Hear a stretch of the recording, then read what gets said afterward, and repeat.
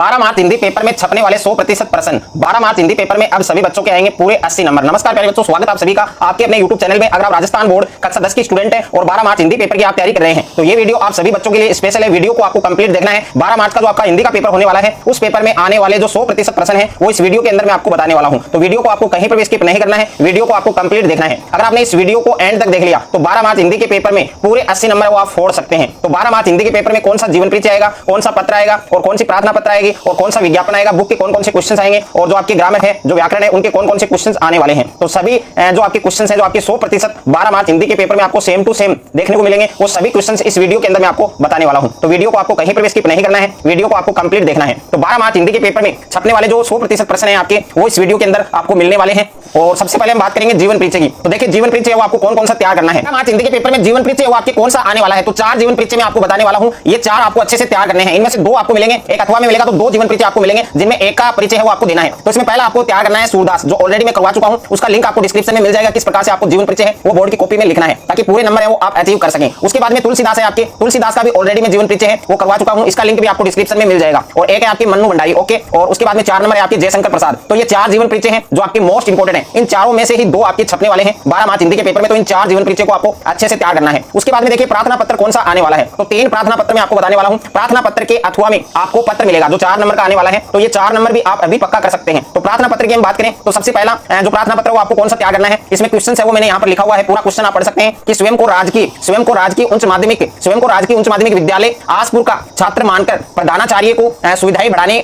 का जो निवेदन है वो किया गया है। तो इस पर आपको क्या लिखना है, प्रार्थना पत्र लिखना है। तो क्वेश्चन का लैंग्वेज है वो चेंज हो सकता है। स्वयं को राजकीय उच्च माध्यमिक विद्यालय, यहाँ पर जो आसपुर दे रखा है, यहाँ पर अलवर, भरतपुर, जैसलमेर कुछ भी आ सकता है। और का छात्र मानकर यहाँ पर छात्र का नाम है वो भी आ सकता है क्वेश्चन में। और प्रधानाचार्य को सुविधाएं बढ़ाने का निवेदन किया गया है, यानी स्कूल में बहुत सारी सुविधाएं हैं जिसमें खेल सुविधा है और जो पुस्तकों की सुविधाएं हैं या फिर टीचर्स की सुविधाएं हैं, तो उनको बढ़ाने का जो निवेदन है वो किया गया है। तो इस पर आपको क्या लिखना है, एक प्रार्थना पत्र है वो लिखना है।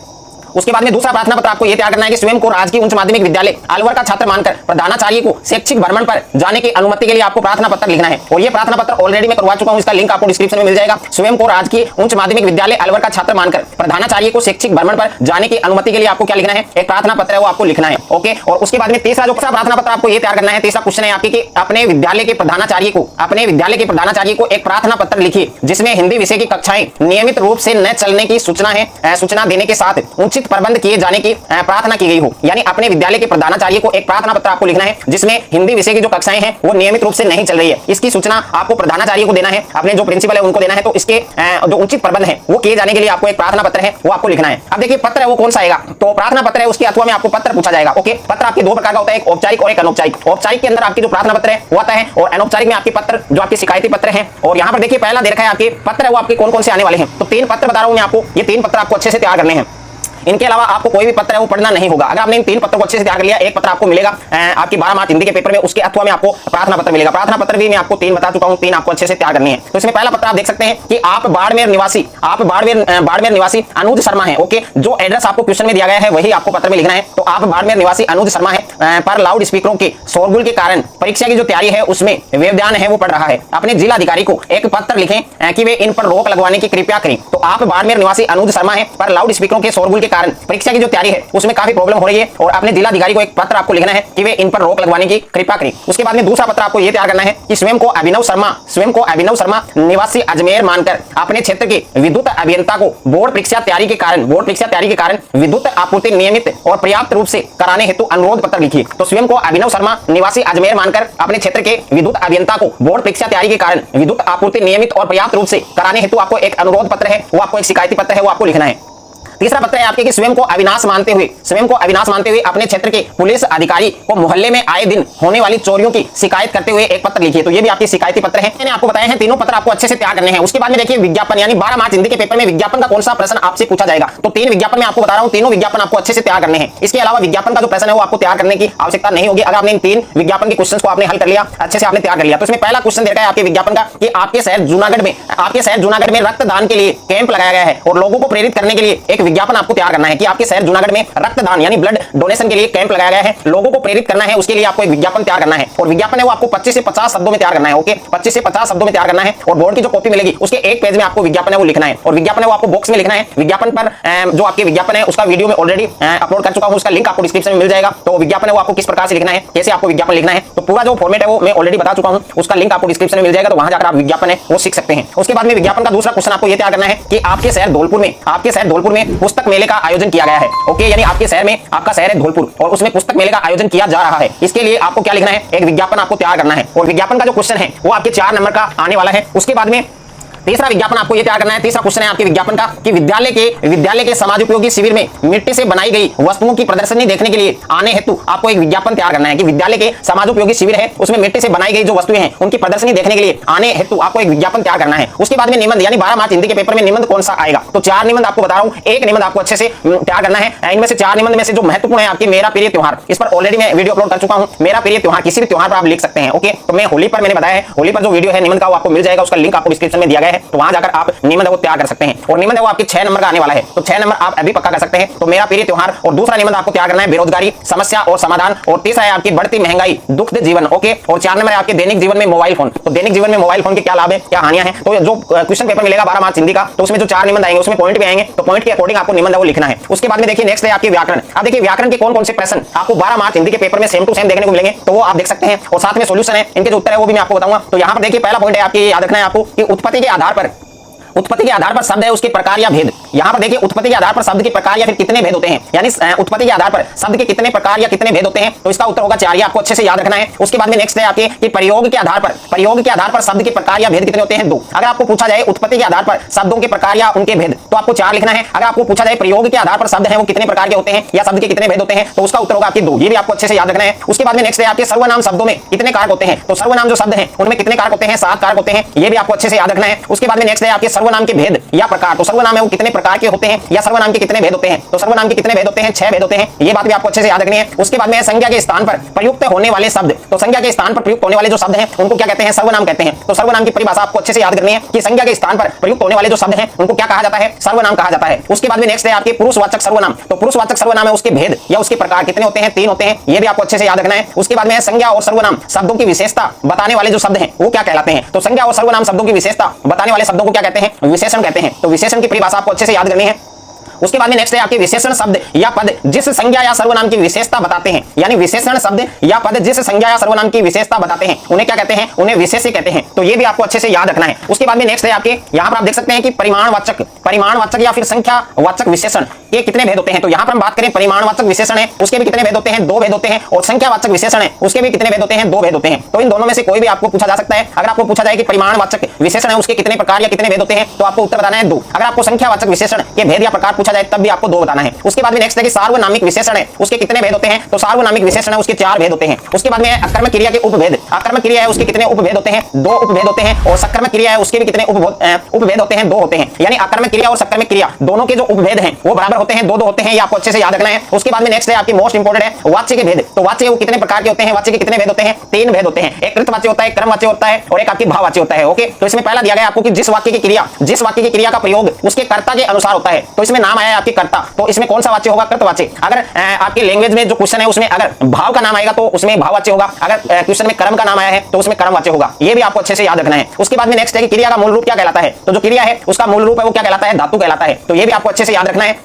उसके बाद में नेक्स्ट है कि जिस वाक्य में क्रिया का प्रभाव या फल केवल कर्ता पर ही पड़ता है तो उसे कौन सी क्रिया कहते हैं। तो जिस वाक्य में क्रिया का प्रभाव या फल केवल कर्ता पर पड़ता है तो उसे कौन सी क्रिया कहते हैं, अकर्मक क्रिया कहते हैं। और उसके बाद में नेक्स्ट है कि जिस वाक्य में क्रिया के साथ उसका एक ही कर्म हो तो उसे क्या कहते हैं, सकर्मक क्रिया कहते हैं। तो जिस वाक्य में क्रिया के साथ उसका एक ही कर्म हो उसे हम कौन सी क्रिया कहते हैं, सकर्मक क्रिया कहते हैं। उसके बाद में नेक्स्ट है कि काल के अनुसार क्रिया के भेद। तो काल के अनुसार क्रिया वो आपके 3 प्रकार की होती है, एक तो वर्तमान काल और एक आपके भूतकाल और एक आपके भविष्य काल। उसके बाद में नेक्स्ट है कि जिन शब्दों के रूप, यहाँ पर देखिए ये परिभाषा आपको अच्छे से याद रखनी है कि जिन शब्दों के रूप लिंग, वचन, कारक, पुरुष एवं काल के अनुसार नहीं बदलते हैं उन्हें क्या कहते हैं? अवयव कहते हैं। उन्हें क्या कहते हैं? अवयव। उसके बाद में है अवयव के भेद। तो अवयव वो कितने प्रकार के होते हैं? 4 प्रकार के होते हैं। और नेक्स्ट है कि वे शब्द जो वाक्य में क्रिया संबंधी विशेषता बताते हैं, वे शब्द जो वाक्य में क्रिया संबंधी विशेषता बताते हैं उन्हें क्या कहते हैं? उन्हें क्रिया विशेषण कहते हैं। तो ये क्रिया विशेषण की परिभाषा है जो आपको अच्छे से याद करनी है। उसके बाद में रीतिवाचक क्रिया विशेषण के जो उपभेद हैं वो कितने होते हैं? मोस्ट इंपोर्टेंट है, आपके पेपर में आपको मिल सकता है कि रीतिवाचक क्रिया विशेषण है उसके उपभेद कितने होते हैं? 8। और परिमाणवाचक क्रिया विशेषण है उसके उपभेद कितने होते हैं? 5। ये भी आपको अच्छे से याद रखना है। उसके बाद में नेक्स्ट है कि हिंदी भाषा में मुख्यतः कितने प्रकार के उपसर्ग है वो प्रचलित है? तो हिंदी भाषा में 3 प्रकार के उपसर्ग होते हैं, ये आपको ध्यान रखना है। और नेक्स्ट है कि वे प्रत्यय जो धातु अथवा क्रिया के अंत में लगकर नए शब्दों की रचना करते हैं, वे प्रत्यय जो धातु अथवा क्रिया के अंत में लगकर नए शब्दों की रचना करते हैं उन्हें कौन सा प्रत्यय कहते हैं? कृत प्रत्यय कहते हैं। और नेक्स्ट है कि संज्ञा, सर्वनाम और विशेषण के बाद लगने वाले प्रत्यय को क्या कहते हैं? तद्धित प्रत्यय कहते हैं। तो संज्ञा, सर्वनाम और विशेषण के बाद लगकर नए शब्द का निर्माण करते हैं, नए शब्द की रचना करते हैं, उन्हें क्या कहते हैं? तद्धित प्रत्यय कहते हैं। उसके बाद में मुहावरे। अब देखिए 12 मार्च हिंदी के पेपर में कौन सा मुहावरा मिलेगा, कौन सी लोकोक्ति आपको मिलेगी? तो मुहावरे और लोकोक्ति में एक प्रश्न आपको पूछा जाएगा। तो यहाँ पर 6 मुहावरे मैं आपको बता रहा हूं, एक आपको 100% देखने को मिलेगा। तो इसमें पहला है आपकी नाक काटना। तो इस मुहावरे का अर्थ क्या होगा ये आपको कमेंट बॉक्स में बताना है। अगर कोई भी क्वेश्चन में आपको डाउट है तो आप कमेंट करके पूछ सकते हैं, उसका आंसर आपको कमेंट में ही बताया जाएगा। दूसरा प्रश्न है कि मन में चक्री होना। मन में चक्री होना इस मुहावरे का अर्थ क्या है? और तीसरा है कि हवा से बातें करना, इस मुहावरे का अर्थ और साथ में वाक्य में प्रयोग भी आपको सीखना है। और 4 नंबर है अपनी प्रशंसा स्वयं करना। और 5 नंबर है रंग जमना, इस मुहावरे का अर्थ क्या होगा और वाक्य में प्रयोग। और 6 नंबर है ओखली में सिर देना। तो इस मुहावरे का अर्थ और वाक्य में प्रयोग आपको सीखना है। उसके बाद में नेक्स्ट है लोकोक्ति। अब देखिए या तो मुहावरा आएगा या लोकोक्ति आएगी, दोनों में से एक आएगी। तो 6 मुहावरे बता रहा हूं और यहाँ पर 4 लोकोक्ति बता रहा हूं, यानी 10 इनमें से एक आपको पूछी जाएगी। तो यहाँ पर फर्स्ट है आपकी चुपड़ी और दो इस लोकोक्ति का अर्थ और वाक्य में प्रयोग। दूसरा है आपके 9 दिन चले 2.5 कोस। और 3 है आपकी 3 नंबर है छोटा मुंह बड़ी बात, इस लोकोक्ति का अर्थ और वाक्य में प्रयोग। और 4 नंबर है अधजल गगरी छलकत जाए, तो इस लोकोक्ति का क्या अर्थ होगा? वाक्य में प्रयोग। ओके, तो चुपड़ी और दो इस लोकोक्ति का अर्थ आप सभी बच्चों को कमेंट बॉक्स में बताना है। उसके बाद में आपकी बुक है, देखिए 2 बुक है। तो सबसे पहले हम बात करें क्षितिज भाग 2 और काव्यखंड। तो काव्यखंड से आपके कौन कौन से प्रश्न 12 मार्च हिंदी के पेपर में आपको मिलने वाले हैं, तो उन क्वेश्चंस की हम बात करें। तो इसमें पहला प्रश्न है आपके कि गोपियों ने श्री कृष्ण को राजनीतिक पढ़ आए क्यों कहा है? ये प्रश्न आपको अच्छे से तैयार करना है कि गोपियों ने श्री कृष्ण को राजनीतिक पढ़ आए क्यों कहा है, इसका उत्तर आपको लिखना है। और दूसरा प्रश्न है आपके कि गोपियों के अनुसार राजा का धर्म है वो क्या होना चाहिए, या फिर राजधर्म से आपका क्या अभिप्राय है, राजधर्म से आप क्या समझते हैं। तो क्वेश्चन है वो आपको इस प्रकार से भी पूछा जा सकता है। तो गोपियों ने श्री कृष्ण को राजनीति पढ़ आए क्यों कहा, और दूसरा प्रश्न है गोपियों के अनुसार राजा का जो धर्म है वो क्या होना चाहिए। तीसरा प्रश्न आपको देखा है कि उज्जवल गाथा कैसे गाऊं मधुर चांदनी रातों की, और इस कथन के माध्यम से कवि क्या कहना चाहता है। तो उज्जवल गाथा कैसे गाऊं मधुर चांदनी रातों की कथन से कवि जयशंकर प्रसाद जी वो क्या कहना चाहते हैं। उसके बाद में 4 नंबर प्रश्न है आपके कि बादल किसका प्रतीक है। तो बादल है वो किसका प्रतीक है, इसका आंसर आपको कमेंट बॉक्स में बताना है। और 5वां प्रश्न दे रखा है आपके कि तप्त धरा जल से फिर शीतल कर दो बादल गरजो, इस पंक्ति का जो आशय है अभिप्राय है वो आपको स्पष्ट करना है। और 6ठा प्रश्न दे रखा है आपके कि अट नहीं रही है कविता में किसकी मादक प्रकृति का चित्रण किया गया है। तो अट नहीं रही है कविता में किसकी मादक प्रकृति का चित्रण वो किया गया है। 7वां प्रश्न दे रखा है आपके कि कवि नागार्जुन के अनुसार फसल का उत्पादन किन किन तत्वों के संयोग पर निर्भर करता है। तो कौन कौन से तत्व हैं वो आपको लिखने हैं। और 8वां प्रश्न दे रखा है आपके कि फसल कविता में बांस और बबुल किसका प्रतीक है। तो फसल कविता है उसमें बांस और बबुल है वो किसका प्रतीक है, रूखेपन का प्रतीक है, ये आपको ध्यान रखना है। और 9वां प्रश्न है आपके तार सप्तक से आप क्या समझते हैं, या फिर तार सप्तक से आपका क्या अभिप्राय है, इससे आप क्या समझते हैं, इसकी परिभाषा आपको लिखनी है। उसके बाद में क्षितिज भाग 2 जो गद्य खंड है आपके, तो गद्य खंड से आपके कौन कौन से क्वेश्चन 12 मार्च हिंदी के पेपर में छपने वाले हैं। तो इसमें पहला प्रश्न है कि कैप्टन मूर्ति पर चश्मा बार बार क्यों बदल देता था। तो जो कैप्टन है वो मूर्ति पर चश्मा बार बार क्यों बदल देता था वो आपको लिखना है। और दूसरा प्रश्न है आपके बाल गोविंद भगत की संगीत साधना का चरम उत्कर्ष कब देखा गया, और बाल गोविंद के जीवन में उस दिन कौन सी घटना घटित हो गई जिसे उसकी संगीत साधना का चरम उत्कर्ष देखा गया। तो ये वाला क्वेश्चन आपको 100% पेपर में देखने को मिलेगा। और तीसरा प्रश्न है आपके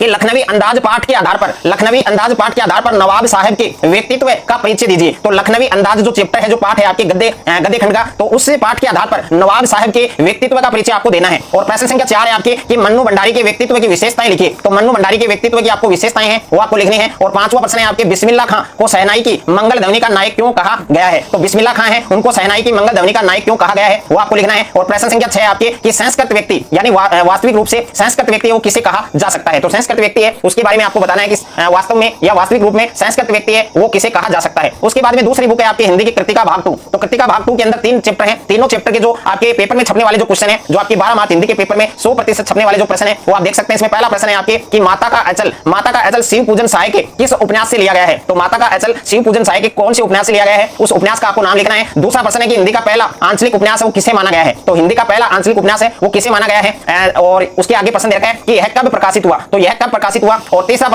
प्रश्न देखा है कि शिव पूजन साई का वास्तविक नाम क्या था। तो शिव पूजन साई है उनका वास्तविक नाम आप सभी बच्चों को कमेंट बॉक्स में बताना है। और 4 नंबर प्रश्न है आपके कि साना साना हाथ जोड़ी किस लेखिका द्वारा रचित यात्रा वृतांत है। और 5वां प्रश्न है मैं क्यों लिखता हूं किस लेखक के द्वारा रचित निबंध है।